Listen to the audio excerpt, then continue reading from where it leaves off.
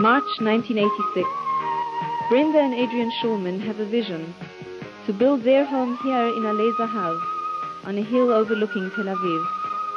The Schulmans live at the moment in the Carmiel Absorption Center in the Galil, but they spend much time in Alei Zahav observing the development of the settlement.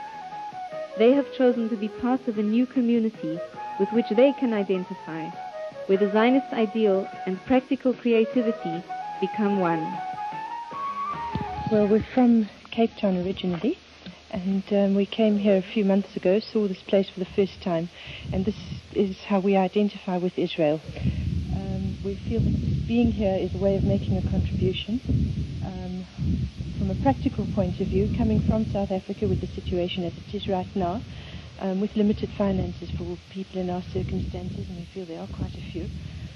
We're used to living in houses. We're not used to living in flats 10 stories up in the sky. And we're the sort of people that enjoy being outside. And as you can see around you, we have an opportunity of living in a villa within our means. We have fresh air. We're not far from the city. Work is not too far from here.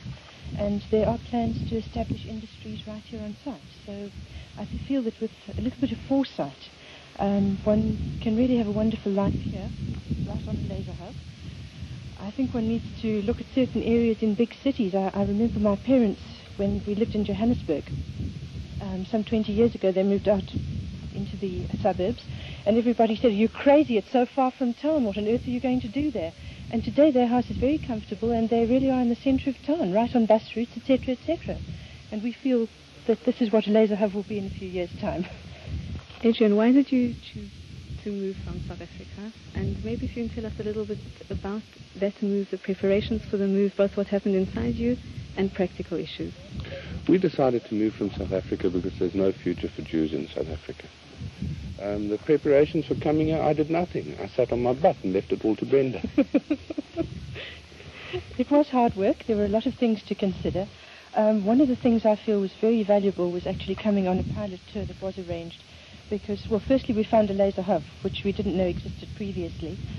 We had an opportunity of looking at every aspect of life that is available to people coming from a country such as South Africa. And we could look at things like the Merkas Klita, where we are right now, and see what sort of things we should bring with us to make life a little bit more comfortable. We had an opportunity of going into shops and looking at what is and isn't available, and actually making preparation for what we should bring with us.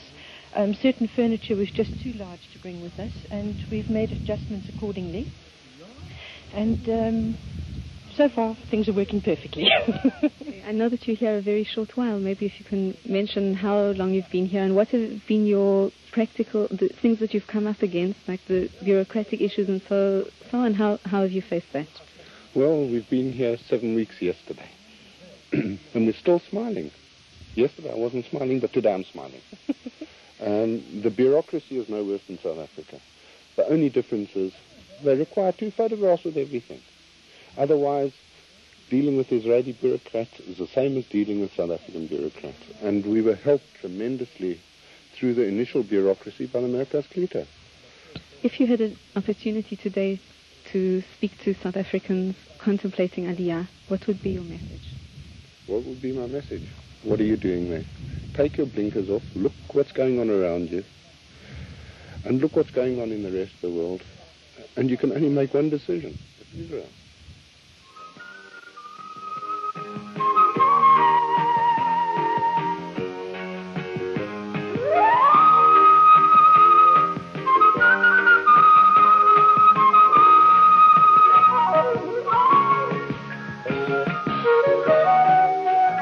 4 months after arriving in Israel, Heather Trenton began working at Teva Pharmaceuticals in Petah Tikva. She, her husband Tony, and son Gareth are renting an apartment in Ramat HaSharon, close to Tel Aviv. We met her, nervous, on her second day at work. We lived in Johannesburg.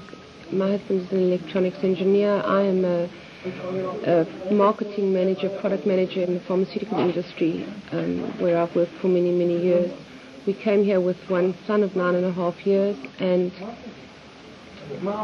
we started with Ulpan. I started with Ulpan. I knew a little bit of Hebrew, And after 4.5 months, I think I'm doing quite well. Everybody says they can't believe after 4.5 months I'm speaking as much Hebrew.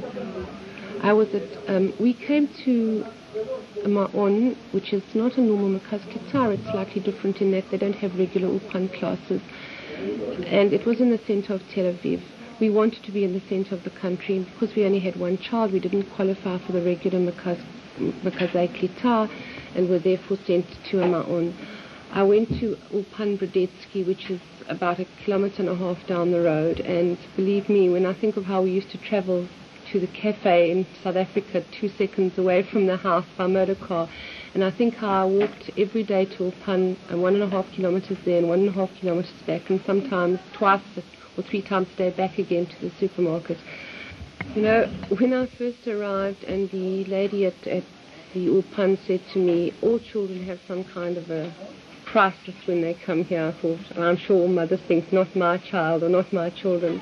But it does happen, and I think that perhaps the age of 8, 9, 10 is possibly the most difficult stage, because emotionally the children are very insecure, torn. He had very good friends in Johannesburg, and he feels that he's never going to remake the friendship or friendships that he had there. I think that one problem that he has, I don't know whether all South African children have the same problem, but in South Africa children tend to play in isolation. They play in pairs. And we always had this problem with, Mommy, can I make arrangements with X today, and can I go and play with Y today? Here children do not play like that. They play in groups. And he is finding it a little bit difficult to acclimatize to this big involvement. He still would prefer to have somebody special. But I think it's just a matter of getting used to and a matter of adapting, and these things do come out. Well, when I was in South Africa, I learned at a school called King David, and we learned to read and a little bit to speak. And so I just had to learn to speak, and it didn't take me very long. Do you speak to your friends now in Hebrew and in English? In Hebrew and English. As we decided to come in January last year, we sold our house. We came on a pilot tour in July. We're very grateful that we came on the pilot tour, because originally we had planned to go up north to the Galil. We had been booked in the Makaz Ketar in Kamiel. And we really firmly decided, after being up there and spending a couple of days in Tel Aviv, that this is where we wanted to be. I realized then that my heart had always been in Tel Aviv, and that I wanted to be in the center of Israel. Besides, I'm a city girl, and I like the life, I like the hustle and bustle of Tel Aviv. I don't want to be that far away from the city. We also felt that we would probably have better work prospects in the center of Israel than we would have in the Galil or in the Negev, or far away from the big cities.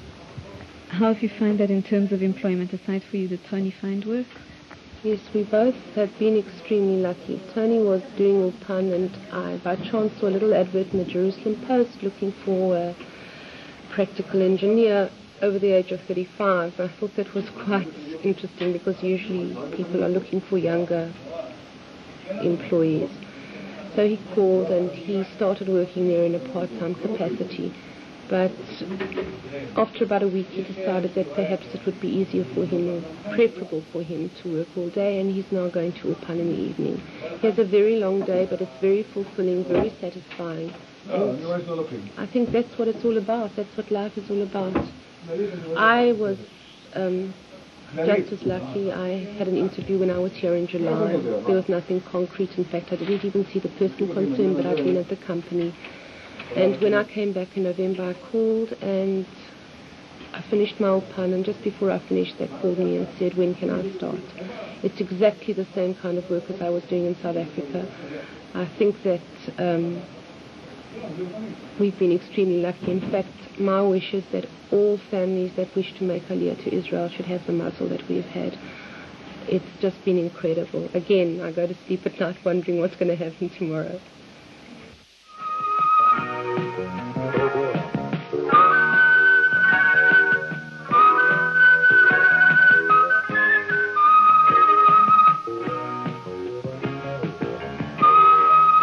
The Hoziowski family chose to join the Kochav Yair project when they were still in South Africa. In December 84, they were in Israel on a Tnuat Aliyah program, and in August 85, they made their move. For them, visiting their house here in Kochav Yair is part of their journey home. I'm Anita Hozioski. We came on Aliyah, our family, in August 85. We're at the moment living at the Merkaz Klita in Ra'anana, and hopefully the house behind us is ours. We should be able to move into it in August of this year. It's not near completed yet, but they've promised us August delivery.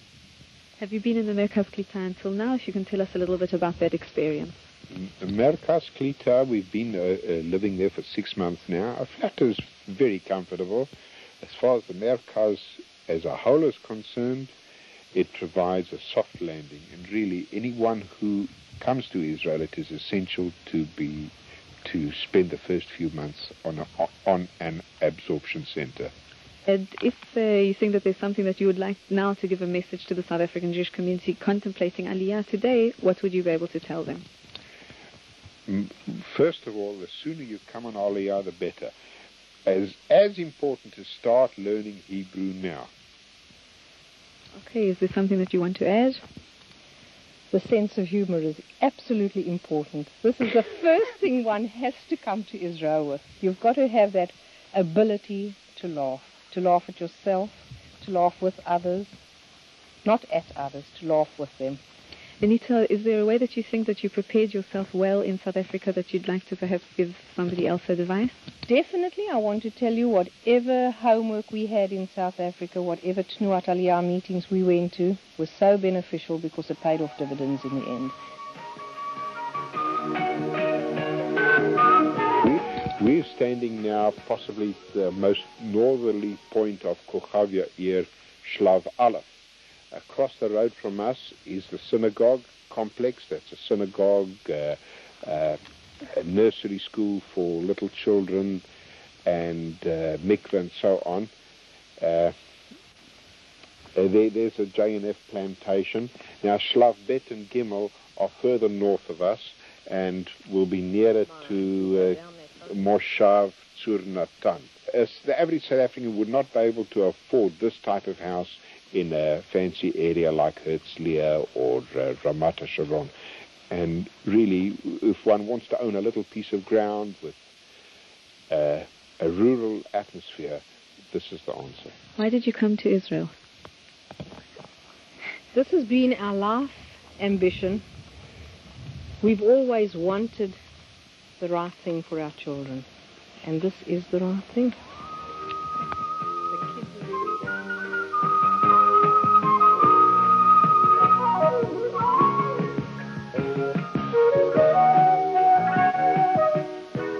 On the highway to Tel Aviv, 9 kilometers outside of Jerusalem, is Mevaseret Zion.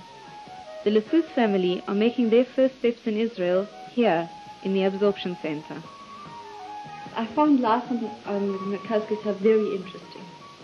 But you have to come with the idea that it's definitely not like anything you've ever known before.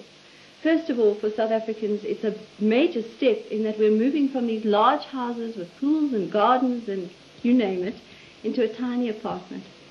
And you're having to manage with very little. We didn't bring a lift to the Merkaz Klita, which meant that our life here has been very basic, and I'm pleased about it. That's how I wanted it, because I thought it was a good intermediary step. So it's a microcosm of society here. You have people you don't like. You have people, we've made some of, I think, the best friends that we'll ever have on this Merkaz Klita. How do you feel about the involvement in the society as a whole, although you've been here only a few months? What I think is very important is if you come to Israel, you have to integrate. You've got to come with the idea of trying to integrate. It's very easy for me to say, I don't think I'll be completely integrated because Hebrew isn't my home language, but my children will be Israelis. My hope is that I'll be reading Ma'ariv and that kind of newspaper to know what's going on. And hopefully in another 10 years' time I won't be speaking with a terrible English accent. But I will not be fully integrated. But what helps in integrating in the beginning in Israeli society is to go out and meet the Israelis and make Israeli friends. And Don't come to Israel looking for the South Africans. I think that's a big mistake.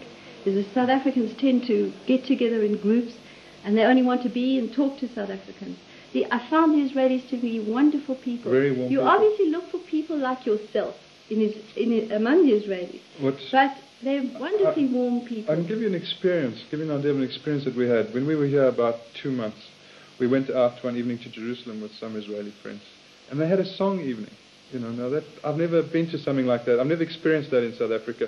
And the whole evening they were singing. I think we got there at about 11. And we got home at about 5 in the morning. And they were singing songs about Israel. The most beautiful songs. And I've never been involved in anything like that before. The language is absolutely vital. That someone must have a working knowledge of the language. I think my biggest feeling of alienation that I experienced being away from South Africa the first time ever for such a long time was the language barrier. I was absolutely frustrated by the fact that I couldn't make myself understood. Always having been very verbal, it became quite a struggle to make myself understood. But I think it's really a miracle that after 6 months we can sit, we can partake in a conversation. Or we're not talking on any philosophical level, but we can make ourselves understood. We can get around. We can ask questions. We can understand answers. And from here, I'm sure that it'll be one straight road. What's your plan now for the future? Well, I have a job with WITSO. I've elected not to teach. The reason is mostly because, although I'm an English teacher, at the moment my head is full of Hebrew. And I can't bring myself to teach English. I must get on top of the Hebrew language. And I think the best way to do that is to go out and work in this market to get the language. I think that when you come to Israel, you can't come with any preconceived ideas. And I don't agree with the notion that one must fix up his employment from South Africa, because it's not realistic. It really isn't realistic. One has to come here with an open mind within the confines of your profession and try and find your niche. But I don't think this kind of thing happens overnight. And I can understand how people feel, because I had the same feeling before I came to Israel, that I was kind of jumping off a precipice. I didn't know what I was letting myself in for. But I think what is important is to come, use the first 3 or 4 months to learn the language, and at the same time work with the authorities. And there are very, very good people on the Makasklita at the South African Federation that can help. As a matter of interest, I was talking to South Africans who came here, and they had picked up all the bad things. The things that I saw first when I came on the tour. The dirty buildings, everything's not as we know it. And I've come to the conclusion that you have to learn to look up and over these things. Because if you look beyond this, there's so much more for us than we've ever had before. And also, I think it's a beautiful country. It's a marvelous country. And people say, well, you can't feed your family with visions and images of Israel. But it's very important.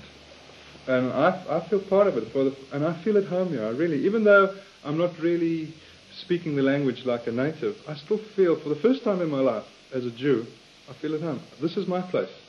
I feel at home in Israel. And that's a fantastic feeling.